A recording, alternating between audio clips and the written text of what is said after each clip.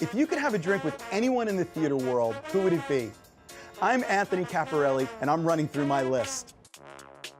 Each week, I'll sit down with cast members, bartenders, and personalities from New York's theater district and get a behind-the-scenes look at what it's like to live, work, and play on Broadway. Come have a drink with us on Broadway Bartender. Welcome to Broadway Bartender. My name is Anthony Caporale, and we are here at New World Stages, home to my show, The Imbible, A Spirited History of Drinking. This week, we're going to start our episode off with a drink called a Tolstoy Tang. And if that doesn't clue you in as to the show that we're going to be discussing, you need to check the board at TKTS. All right, so we're going to start with a shaker tin that I'm going to fill about halfway with ice. And I'm going to add 1.5 ounces of vodka per drink, so that's 3 ounces total. And then I'm going to juice 1 full lime per drink into that. So that's going to be 2 limes for our recipe today. And as usual, the last of lemons. I'm saying lime and I'm juicing lemons. The last of the hulls that we're going to use, I'm going to go ahead and drop in the drink so we get all those essential oils in the drink. And we need to sweeten this with just a little bit of simple syrup. And I am going to use 1/2 ounce per drink. So in this batch, I'm going to do 1 full ounce of simple syrup. I'm going to go ahead and shake this up really, really well. Dissolve those oils, chill the drink, dilute some of that vodka down a bit. And when that's nice and cold and diluted, I'm going to strain it into 2 of our Collins glasses.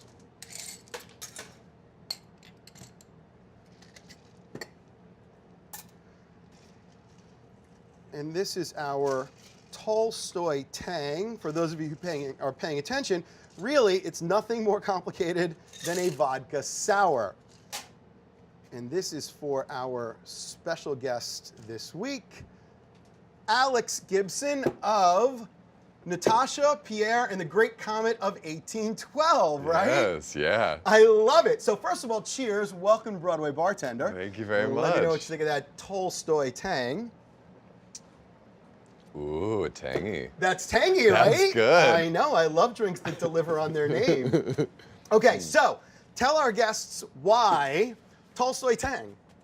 There we go. There we go. You with us? Okay. Yeah, Great Comet is based off of a 70-page slice of War and Peace, written by Leo Tolstoy.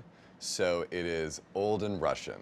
Old. So you say 70 pages of one of the cliche long novels of all time, right? Yeah. That's like 1% of War and Peace or something crazy like that, right? Yeah. Okay. Why those 70 pages? Do you have any idea? Yeah, so Dave Malloy, our writer, when he was on a cruise, I think, he was reading War and Peace, and he kind of stumbled along this section and found that this specific section of the book actually followed a really classic musical narrative structure. Just those 70 pages? Just those 70 pages. It's like one of the chapters of it, basically. Okay. Just happens to follow a narrative where there's a dramatic structure with the romance and a love interest happening, some triangles, and he thought that would make a great musical. Okay, so one of the things that fascinates me about this is that I know that sort of the way that you guys, I think it's the way you open the show is by just telling the audiences, hey, just so you know, this is going to be some complicated stuff, right? Yeah. Okay.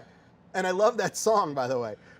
How is it possible, like, if those 70 pages are that complicated, I mean, what does that say about the rest of the piece, man? I mean, I don't know if you've ever read Russian novels. I will admit publicly that I have not read any Russian novels, and I'm not proud of that, but... It's okay. Okay. They are dense. And, as you say in the opening, everyone's got 9 different names.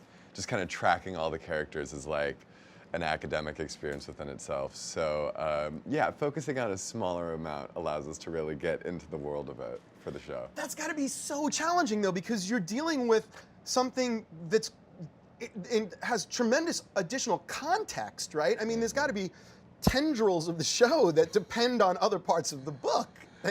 Yeah, it's like a little slice of life moment, and if you know the characters and you know what happens, it's like little Easter eggs. But the show definitely stands by itself as an individual experience. Okay, so one of the things that I think that you guys even tell people is like you need to study before you see the show or something. Like I know you joke about it and stuff, but like, Yeah. what do you really need to know before you go and see the show?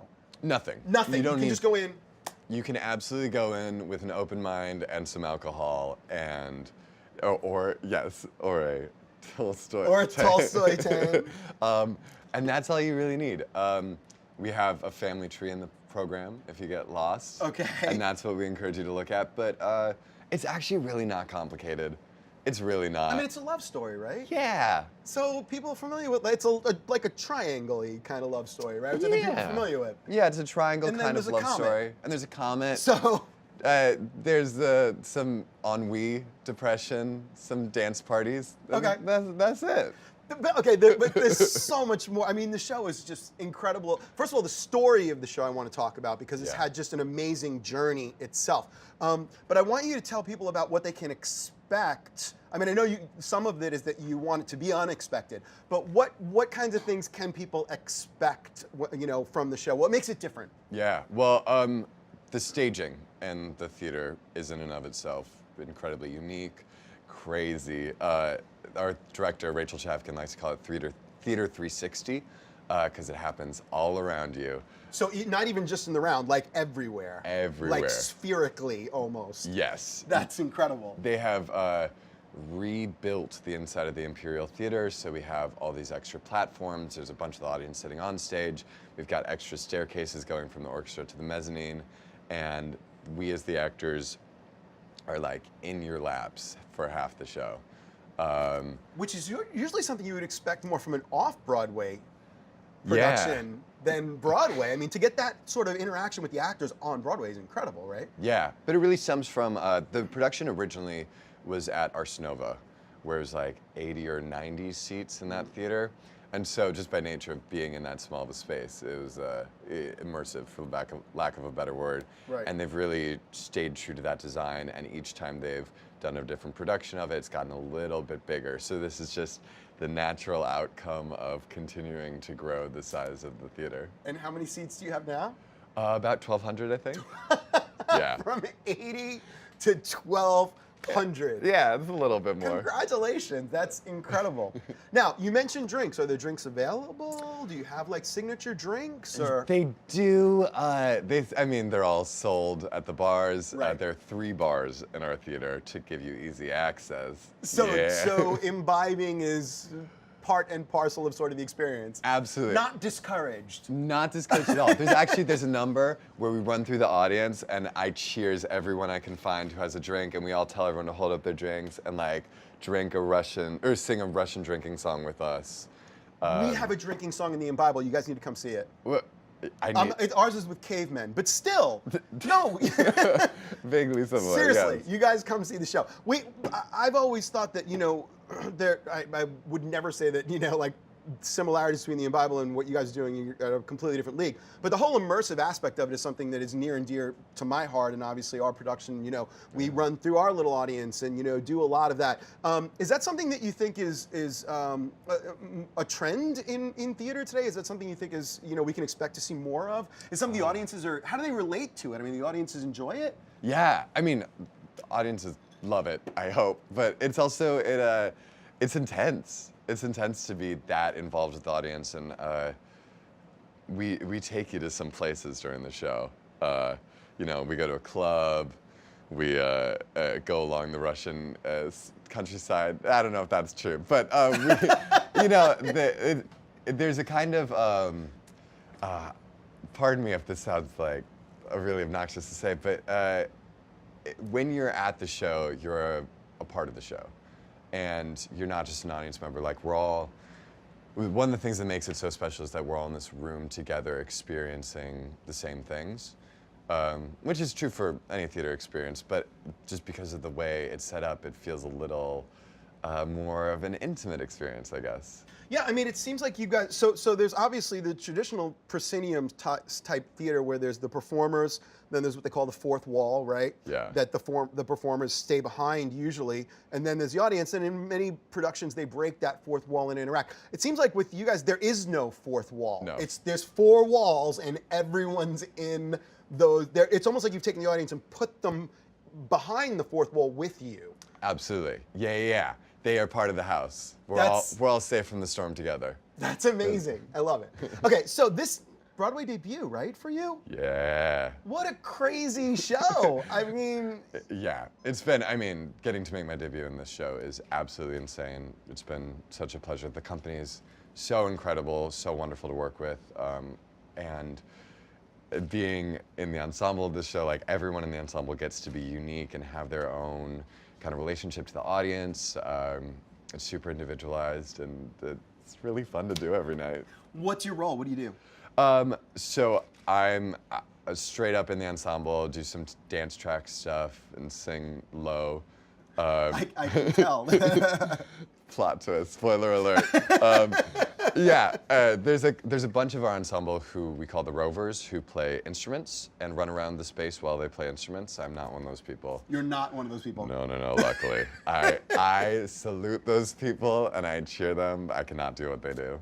Wow. Yeah. But dude, I'm listening to you speak right now, and I know for us, casting basses is like looking for a needle in a haystack. We're out there. Dude, We're out where? there, man. I mean, what's your bottom note? I can't, I sing like a low C in the show. Good, consistently. Like Yeah. Wow. Every night. I mean, I think you just hit it. Right? No, basses, I am a strong proponent of basses being in more musical theater. Oh, I can tell you as a casting director that, please, from your lips to the bass's ears, man, if you want to work in theater and you're a bass, you will have jobs. I mean, that's fantastic.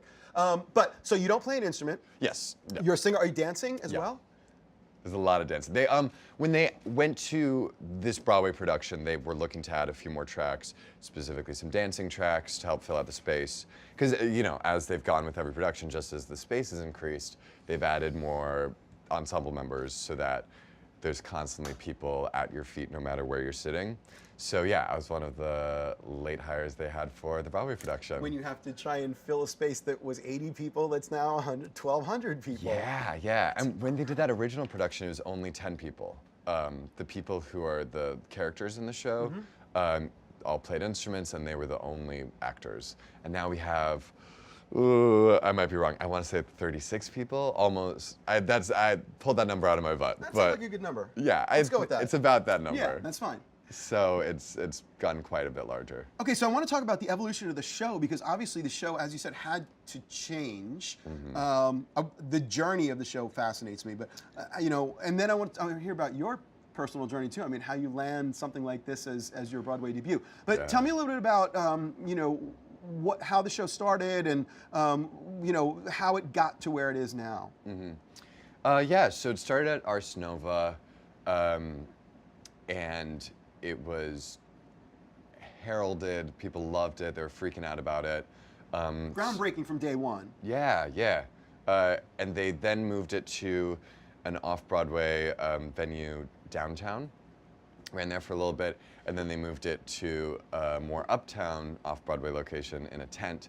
Actually, a tent that was set up in the parking lot that's next to the Imperial Theater.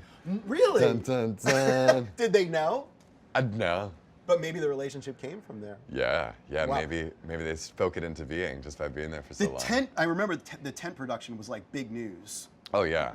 I mean, it was a fully, I say tent, and that makes it sound kind of like, oh, it's like in a tent. But like, no, that was an incredible, fully produced, amazing off-Broadway experience. And that ran for a while. Yeah. And they did that. And then recently they did a production at the ART Theater in Boston, where they were adapting it to see how can we do this in a proscenium space? How do we figure it out when it's not in a tent built from the ground up? And then they moved it to the Imperial Theater. So there was... Now playing on Broadway. All right, so let's plug it. Imperial Theater, what's the website? I don't know. Oh, no, I don't know. after that month to the, okay. Some website. Google Natasha Pierre and the Great Comet 1812. Great Comet on Broadway.com. Okay. I'm sorry, I'm doing a bad job. All right, Yeah. so we'll find it. We'll put it up. It'll be easy to get to. Great. So it sounds like it was controlled growth. I mean, it seems things from the outside always seem like they're comet like. In you like what I did there? I like what you did. They seem, but this was very planned and measured, and I know the show closed for a little while in between some of these runs. Yeah. So it seemed like it put a lot of thought into how they translate this originally very intimate experience into this huge Broadway. And I imagine successfully. I mean, they were able to keep the essence of that first show. Yeah, I mean, it's really, really insane how much they were able to keep the integrity. There we go. I was going to say tenacity. That's No, not the word. it's a good word too. But Yeah, they're all good words. but this was better. Yes, the integrity of the intimacy of the design, the kind of immersive nature of it, and then adapt it just to larger and larger spaces. Especially given that they had never done it in a proscenium before the ART production. Right. And so half of that was just figuring out, like, what do we do with the space? And then the Broadway production was the first time they had a mezzanine. So it's how do we involve everyone in this level and make sure that if you're on the ground floor, you can see things just as well as the people who are up there. So, yeah. I always have so much respect for especially artistic properties that can grow commercially very successful, but without compromising the artistic integrity. Do you know what I mean of what they try and do? Because sometimes it's very easy to ride the success and just grow without trying to remember who you are and what got you there. Yeah. And we see that all the time, obviously. But I mean, kudos to you guys because I haven't seen the show. My bad. Well, I have this other show going. I'm going to get there. You're a little busy. It's I'm going to get okay. there. I'm dying to. It's been on my list forever. And it's been an amazing thing to just watch because the reviews have just been consistently off the charts. And the people that I know who've seen the show are consistent, like, you must go see this show. It's literally one of the most unique experiences running, I think, in New York. And now you can say that for many years, in various iterations. Absolutely, yeah. And a lot of that I do have to give credit because you're very kind, but I had nothing to do with it. I came in for the last version. I was like, talk to me. Yes, how'd this happen? But it is really the incredible nature of our director, Rachel Chavkin, who is a visionary in terms of what she's able to do. The scenic designer, Mimi Lian, who's infused an architectural background with this scenic design into really creating something that it seems impossible that it could have appeared in the same space that Les Mis was, a year ago. Right. And Paloma Young, who's our costume designer, has created these insanely intricate, beautiful costumes that have to be able to be just as beautiful up close as 60 feet away, because I'm often this close with an audience member. So really, it's that team, and Sam Pinkleton, our choreographer, Bradley King, the lighting designer. Sorry, now I have to put everyone in, but it's this group of all these creatives who have been with it basically since the very first production, who have stayed with it and have been able to maintain the integrity. And they feel that love and investment and ownership of the show. Yeah. That's amazing. Yeah, when I came into it, I came in just for this, the Broadway production. When I came in for rehearsals, like, they knew what it was. They knew the baby they were figuring it out. Yeah, and because they had invested so much care and time with it previously, like, it was a bada bing, bada boom kind of let's set it up. Was it welcoming to you? Or was it intimidating to come into that sort of environment? I mean, they were the most welcoming. I was intimidated, but that's me. That's all on me. They were incredibly lovely. So tell me about your story. How long? So singer, actor, dancer? Yeah. All three. For how long? I mean, is this like something you wanted to do from when you were young? Did you come into it older? When I was really little, I got my start being an Irish dancer. Was how I got into it. Like river dance? Yeah, like the whole yeah. Really? Exactly that. Yeah, that was it. That was it. You did it. Wait, so is it true that that started because dancing was illegal in Irish pubs and they didn't want you to tell? Do you know? There is a version of the history. I've heard it was also on boats because they'd be dancing. Well, yes, but they weren't supposed to be dancing, and so the windows all cut off like here, and so it just looked like... You wouldn't move anything above the window. Yeah, you just like... so weird. And then your feet are like going crazy below. I don't know how true that is. It's a great story, though. It is. It's like 36 people in the cast. Who cares? It's a great story. Who cares? It's a number, yeah. Right. Okay, so Irish dancing? Yeah. So How old were you? I was itty bitty. I went to, we qualified for like world championships when I was like in middle school. In Irish dancing? Yeah. From where? Where were you? Milwaukee, Wisconsin. Is in the world championships Yeah. for Irish dancing? There's a crazy... Now you're just making stuff up. I'm not. Really? Literally, there are so many insane little pockets of Irish dancing culture, like all over this country. Really, and it's in all these places, especially ones like are vaguely Irish. Maybe, you know, like Okay. I have some Irish history in my blood, but it's this huge subset of culture, and it was really intense when I was involved. I loved it a whole lot, and then it got too intense, so I had to leave. And then I did... Can we not talk about that? Oh, no, I just... I was like, what is it? I didn't mean to say it like that. Just like, it just took up a lot of time. Oh, okay. Yeah, I thought there was like There wasn't dead like... bodies involved or something. All right. No, we can't talk about that. Okay. All right. Anyway. This drink is really good. It is a lovely drink. Yeah, so I stopped doing that, started doing theater in Milwaukee. There's a really great theater That community I know. there. Yeah. Yeah, it was really wonderful, and I started doing that a lot. And then I went to NYU for school. Okay. New studio on Broadway, and I loved it a whole lot. And just been working since I've been out of school, and then this came up. Just came up. Just happened to get...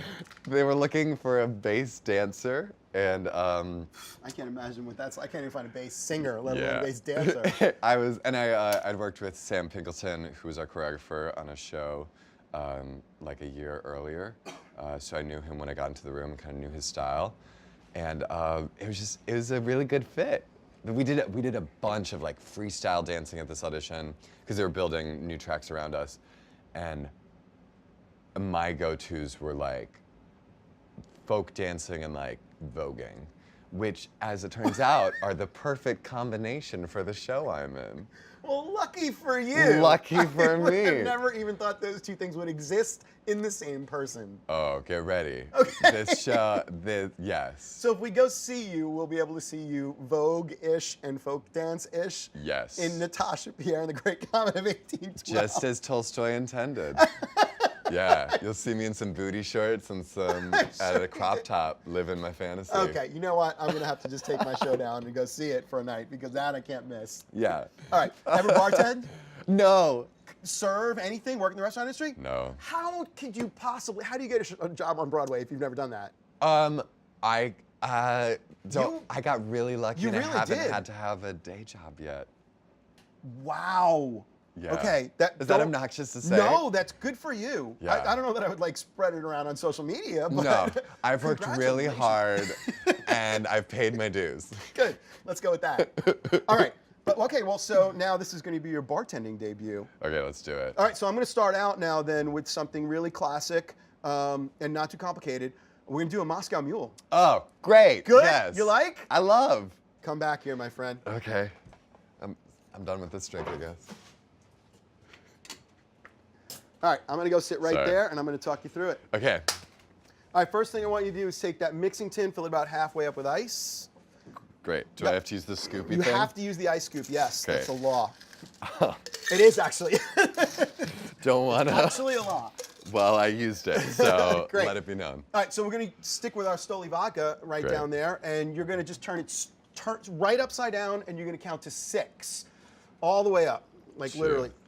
3, 4, 5, 6. Good. That's about 9 in regular bartender counts, but that's totally fine. It's been a long day. All good. It's all good. All right, so Moscow Mule is literally just vodka, lime juice, and ginger beer. So I want to get, and I like a lot of lime in my Moscow Mule. So some people just put like a wedge, but I want to do a full half a lime per. Okay. So get that lime squeezer. Great. Yeah, and go ahead and squeeze 2 of those limes in, and the flat side goes down. Yeah, just open that up. Great. Good, flat side down. There we go. There you Killing go. it. Killing That's the it. game. Yes. Okay. Absolutely. Yeah, die line. Okay. Good. And then one more. Okay. Where do I put this thing? Just in the garbage. Oh. Is good. This is your drink. I'm going to switch our drinks, yeah? Yes. Okay. There we Good. go. Fabulous. Yeah. Good. And then drop that. That's called a hull. And drop that in there because I want to dissolve all those oils. Take that glass, put it on there. Good. Good. And just shake, man. It's like you've been doing this forever. Yeah. Now I see how you booked your first show without having, because you're just naturally good at things the first time. You know, I have nothing to say to that. Okay, so now you can take the glass off. Fabulous. And you have a strainer. You're going to put the spring side down on top of the glass. Yeah. Good. And I want you to go ahead and put your finger, your index finger right there. Great. Good. But this, I should have had you fill these glasses with ice first. Oh, I can So do that. Good. Go ahead and do Okay, that. great. This will Sit right on there. hold Yes. with the thing. Scoop. With the scoop. Because it's the law. Because it's the law. The law. How much do I all fill the these way. up? Always Oh. all the way with ice. Oh, really? Yeah, and that's one of the things that it's sort of a misconception, or something that people who have not tended bar professionally kind of get wrong, is they think ice is a bad thing. They think Yeah. it like dilutes the drink, waters it down. It's actually really important. It's an ingredient, so you always want completely filled with ice. Well, I did not know that. See, so I now would you learned say- something. So I think I can give this a little You bit can, more. and I actually like the ice cresting over the top of the drink, because as soon as you put liquid in there, it's going to put it right. It's going to start to melt. Yeah. Down. Good. There So we put go. those right on the mat. Fabulous. Now I want you to fill each of them just about halfway. You may have some extra Great. because you had a little bit of a long pour with that vodka. That's fine. Stop. Great. Right there. Good. Fabulous. Good. And now we're going to top it with ginger beer. Yeah. Now this is traditionally served in what kind of glass? You know? In those, what do you call? They're copper. Yes. Oh, is it And just called they're mugs. Copper mugs. That's what they're called. Copper First mugs. time. Got it I right the know. first time. You're very gifted. Okay, so top that right off. Now you don't need a copper mug. It's nice because it's nice and cool and it chills the drink. It was actually a marketing ploy. When really? they invented the Moscow Mule as a way to sell more Stoli vodka. It was invented by the Stoli company, actually, and the folks who made ginger beer. And yeah, they came together, they were drinking one night in a bar, and they said, let's make a drink that has vodka and ginger beer in it, because you make vodka and I make ginger beer. And they were like, great, so how do we sell it? And they were like, we'll go around the country and everyone who makes one gets a copper mug and I'll take a picture with the guy. And so this guy would literally go to one bar with a picture of the last guy and the copper mug, and then drop off a mug, take another picture, and before you know it, he had like 100 bartenders in his portfolio and everyone was drinking Moscow Mules. Why is it called a Moscow Mule? Well, because Moscow, the vodka, and Mule, I have no idea. Interesting. I like it. Good. Okay. All right, so just put one wedge of lime Great. in there, There we go. and there. Good, and just give us a cocktail napkin and a couple straws, and There you that's go. our Moscow Mule. There we go. Ba-ba-bum. Ba-ba-bum. All right. There Let's you see are, how sir. How's this going to be bad? I don't know. It's going to have a lot of Yeah. vodka. Oh, man. Dude, well done. I'm ready. That's fabulous. Okay, websites for the show? A website for the show? We said was We Don't Know, Natasha Pierre. And I Jake should on know it. 12. We're going to like, and do you have a personal website? Yeah, check it out. What is it? Do you know it? I do know it. Okay, what is it? It is alexgibsononline.com. That's me. I love it. Alex, thank you so much, man. You So are nice to meet great. you. I Thank can't wait you. to come see the show. Please come see the Imbible. Oh, absolutely. And bring the whole cast. Yeah. That would be awesome. And folks, thanks for checking us out. BroadwayBartender.com for recipes, links to all of the shows that we cover. Drink well, drink responsibly. Cheers. No! You just drink that and then just dance. Nice. Whoa. Outstanding. Good. Once Yeah. again. Good, good, Was it good. fun? That was so fun. Awesome, man. Great.